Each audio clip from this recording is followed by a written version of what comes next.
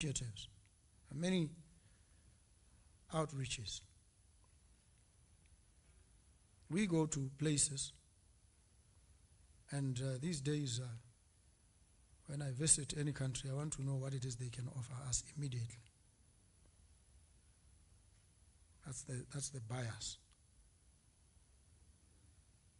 What are you able to do? What can we do together? We need money. What do you think you can? So it's very important that when we go, wherever we go, we understand what the deliverables are.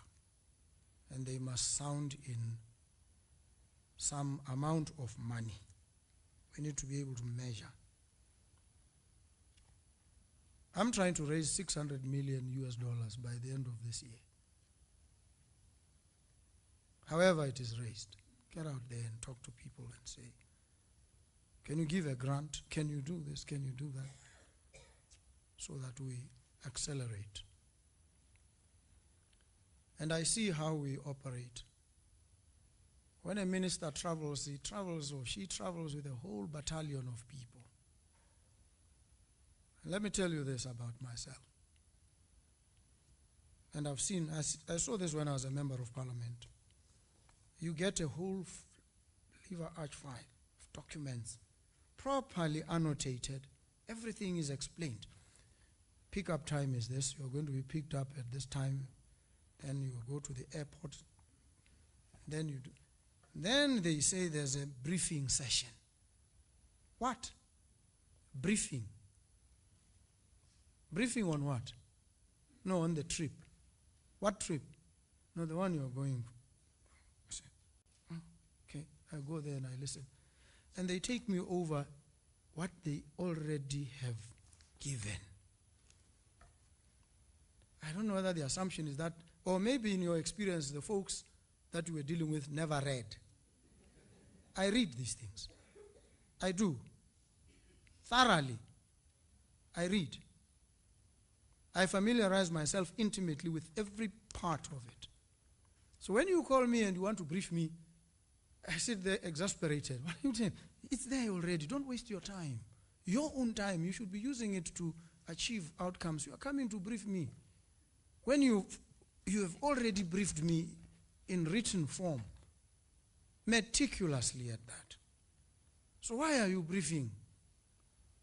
So let's cut down on the culture of briefing people. If you've given the document, tell the person, put it in bold letters, this service of this document on you is underpinned by an assumption that it will be read. That's what you must do. So that you don't then consume your time. You don't consume your time coming to brief. Mr. Kue there and his team came to brief me. I said, what? No, we want to talk to you. No. You are consuming your time, valuable time that you could be using elsewhere, to come and teach this ignorant man who can't read. I must read. If I can't read these things, then perhaps I have no reason to be sitting here. So if we cut down on the briefings, especially if we've put where there's need for engagement, and when you come to brief, because I've read, let's get to the issues that require engagement. We focus on those. 5 minutes, 10 minutes, you are off. Rather than spend the whole day with you taking me through stuff that you've presented to me anyway. That's the first one. The second is the number of people that travel. You have given me the documentation. I'm fine. I'll find my way. I don't need 20 people chaperoning me. No. The only part that I cannot cut down on is the security. When I tried, they pushed back and told me, this one is not your terrain. Sir, it is our job to protect you. Maybe they think I must be protected even from myself. So they say, no, this one, if anything happens to you, we will lose our jobs. And I backed off. But aside from them, others, let's be very clear and cut down. I don't have a problem traveling with one person or just alone. I don't have a problem with that, by the way. I'll find my way. But when you have a whole battalion of people traveling all the time, and then decisions can't be taken because the permanent secretary is away, what is the permanent secretary doing? They're chaperoning the minister. And the minister is so daft, can't find, come on. If the minister runs into trouble, he can pause and call. What do we say about this one? But other than that, let's keep it tight, trim. So I think let's look at it at these things this way. I know it's unusual. I think, and some people feel disrespected when they don't have a whole entourage. All the time when I traveled, when I was a member of parliament,